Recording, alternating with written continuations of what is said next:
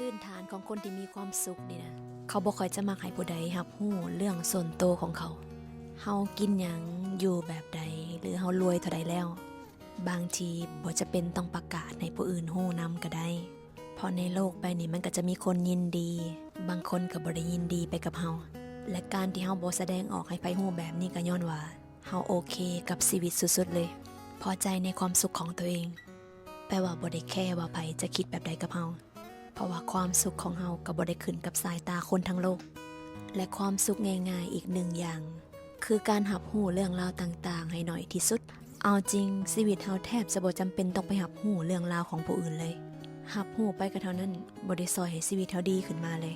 อันใดที่มันบ่เป็นกำไรชีวิตเฮาลองเลือกที่จะปล่อยผ่านมันแน่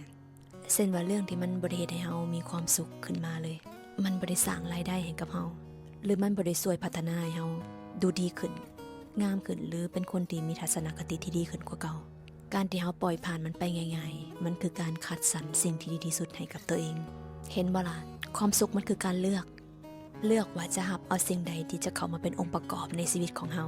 แต่กับบางเหตุการณ์ที่เข้ามากระทบโดยที่เฮาบ่ได้เลือกมันมาก่อนแต่เฮาสามารถเปลี่ยนวิธีคิดที่มีต่อปัญหานั้นๆได้เช่นว่าเข้าใจความแตกต่างทุกเรื่องที่ผ่านเข้ามาสุดท้ายมันก็ต้องผ่านไปทุกคนที่ผ่านเข้ามาก็เช่นเดียวกันสุดท้ายก็ต้องจากกันไปการมีความสุขง่ายๆคือการเข้าใจว่าทุกอย่างย่อมเปลี่ยน